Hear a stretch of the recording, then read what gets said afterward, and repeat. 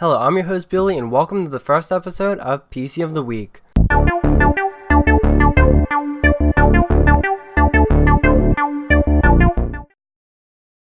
Today on PC of the Week, we look at a couple of things. We look on what parts make a computer, we take a look at my computer, old computer kind of, and we look at more stuff. So stay tuned for the first episode. Hello, Billy here, and yes, I'm on PowerPoint, but anyways guys, welcome to a new series called PC of the Week, and today we talk about a couple things, what parts make a computer, explaining the parts, and we look at pictures of my old computer. But anyways, I cannot wait for the series. I'm just going to do every week I'm going to build a computer part list in PC part picker, except for the first one, but every week after this I'm going to put a PC together, and I'm going to explain to you guys everything about it and all the parts that I picked, because I see on comments all the time, like, people are like, how do you build a PC, are these good parts for a PC? So I'm going to run through everything in the first episode, and we're going to make PC part list later down the line starting next week. So I'm really excited for the series, and I hope you guys can get a help out of this, because one day I said it wasn't that. One day I said it was hard, PC building, but it's really not. So guys, please stay tuned.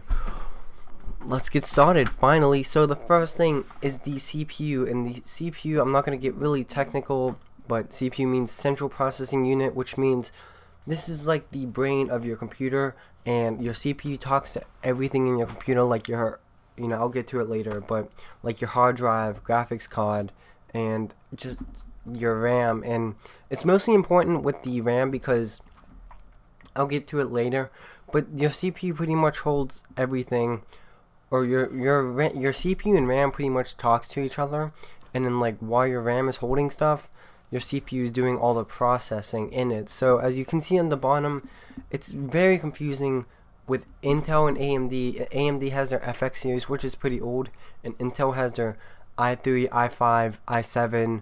There's Pentium, Celeron, or whatever that's called, and there's just so many. There's a billion Intel CPUs. I can even.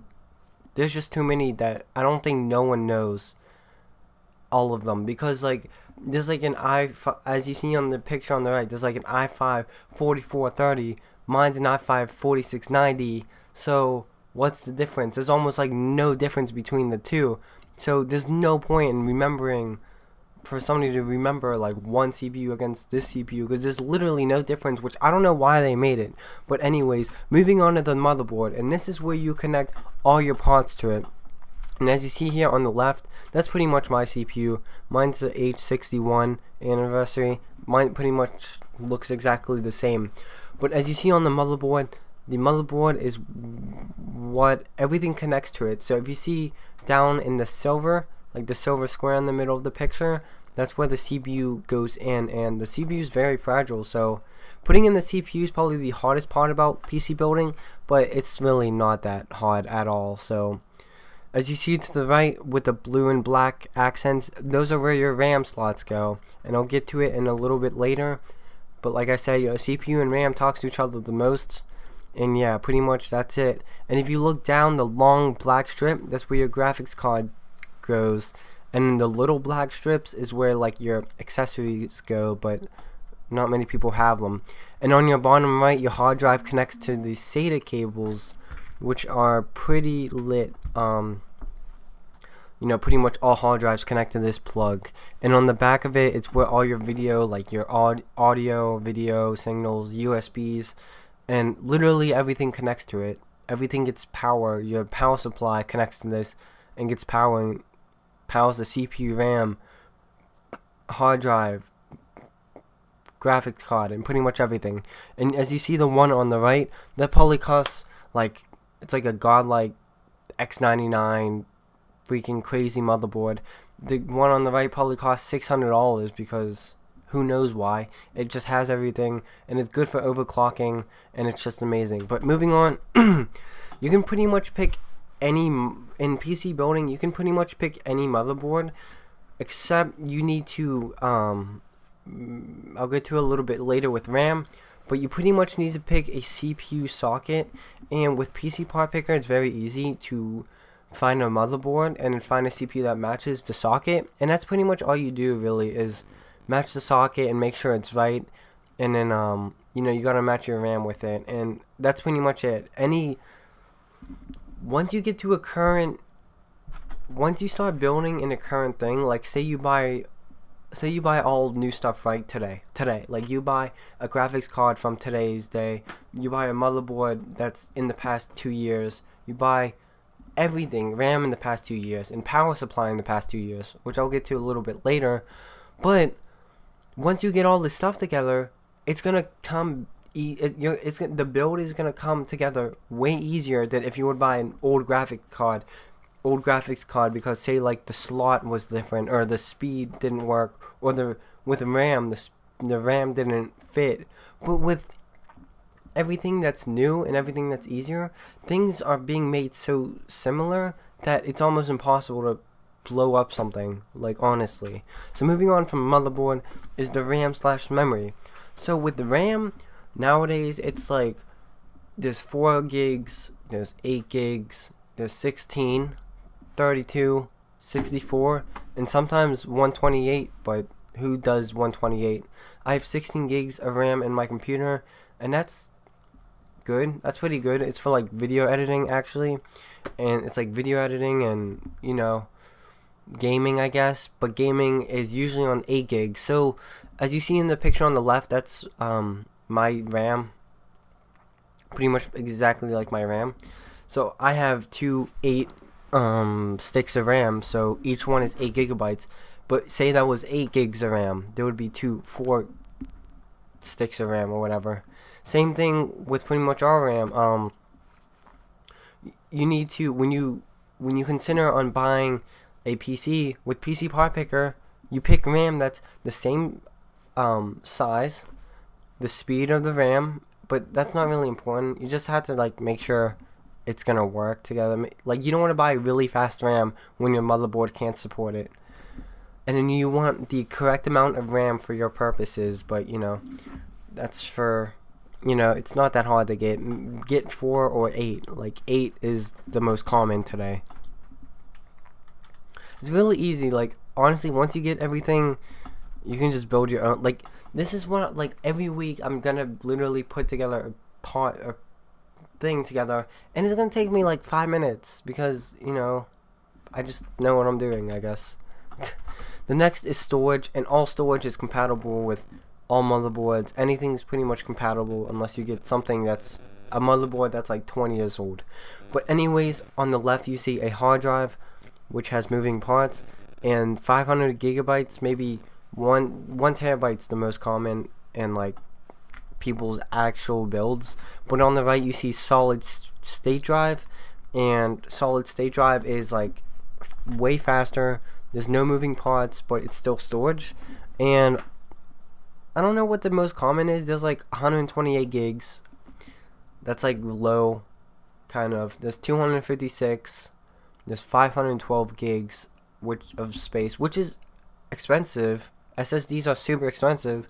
So I don't have an SSD because I just find it pointless. And a 1 terabyte, as you see that Samsung, that's probably 1 terabyte hard drive. That is just crazy. Like, it's just so expensive.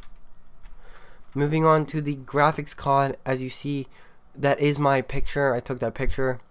The graphics cards are weird because, like, there's a billion graphics cards, literally, but pretty much NVIDIA and AMD has their share of graphics cards. They go back to like 90s, which I don't even know the graphics cards before. I don't even know. There's just so many to count. There's just too many. But pretty much, you don't really have to know all of them. You just have to get a new one, I guess, considering. But there's old ones, and then say like GeForce, as you see, GeForce GTX 1060, like the GTX series started like, I don't know, I think like, I don't know if there's, I know there's like 550, like GeForce GTX 550, and then 560 Ti, I think, and it goes on to like 660, 670, 680 maybe, and it goes to 750, there's a 750 Ti, there's like 760. So there's a billion graphics cards, but all of these are just names. So like, it's all made by NVIDIA, like it's hardcore structure, and there's just names for it. So like, it goes up to like, recently last year or 2 years ago, the 900 series was released, like GTX 960, 970, 980, 980 Ti, and 950. So all those cards were released, and when each card is released, say there's like a 960, say the GTX 960 comes out, there's a billion 960s out because every company wants to make a graphics card. So some of them are overclocked, some of them are different, some of them are bigger, smaller, and it's crazy. As you see, mine is EVGA GTX 1060 SC, which is super clocked. Then there's a version that's not super clocked, which is cheaper, and there's just a billion models. But pretty much at the end of the day, all you have to think about is, don't buy an old graphics card. Get a decently new graphics card, and it's gonna fit in your motherboard, because there's no way it's not fitting, because it's all the same pretty much. But if you really want to get technical, you could like look up a graphics card that's the best for like the cheapest or something like that. But I would just suggest getting like the newest one that's cheap. Like the 1060 is the newest, cheap, most efficient. Why would you buy a 960 when you can buy 1060? Like 960 is probably more expensive than the 1060. And as PC gaming every year gets newer, the old cards get absolutely obsolete. So like, there's a 1080 Ti now that just got released, and I think that card got like the Titan obsolete or something. Like the 1080 Ti is 35% better than the Titan, I think. So the Titan is the same price. So obviously no one's gonna buy the Titan when you can pretty much for the same price get 35% more performance. So as you see, people think like consoles are being sucked dry, or maybe some games are being like first person shooters are being over and over. But the PC market with graphics cards, there's literally a graphics card released like every 6 months. Like, it's just nuts. And people want like the new ones, like literally like the 1080. I swear to God, the 1080, it felt like it just came out, but no, like the 1080 Ti comes around, and I just don't even know. It's just crazy. So graphics cards are easy, and go get yourself one, because yeah. The next is the case, and the case is pretty easy to get. This is another thing where you don't really have to pay attention to. If you just buy a new cheap case for building, everything's gonna fit. You just, if you have a full, there's like ATX and mini ATX and an ITX. Like ITX is really small, ATX is big. You know, it's not really, you know, it's just simple stuff. So as you see, the Fantex Eclipse, that's my case right now. And once you at the bottom you see case size and graphics card length, CPU cooler clearance. But if you have a full ATX case, it's pretty much gonna be fine. Like, you're pretty much gonna have a good day. Your computer's gonna go in well, and maybe your cable management would be fine. But that's, you know, it's so easy to get a case. It's so easy to pick a case. You can literally go on PC Part Picker, look up a case, find a case, buy it, and then put everything in it, and it's there. Like, it's the easiest thing of my life. The next is the power supply, and this is kind of where it doesn't really get tricky. This is pretty easy. So with power supplies, there's like voltage, and as you see on the left, there's Corsair RM850, which RM is a series name for their power supplies, but the 850 is like the voltage that it gets off, or watts or whatever. So, you know, if you have like a 600 watt power supply, that's gonna run almost everything.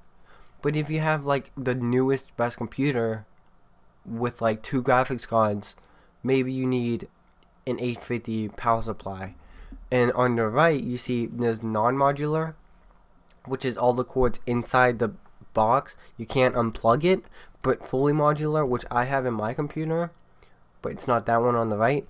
But on the right is like crazy. That I don't even know what that. I think that's like the 1500X by Corsair. It's 1500 watts of power. That's just insane. That's like the most craziest power supply I've ever seen.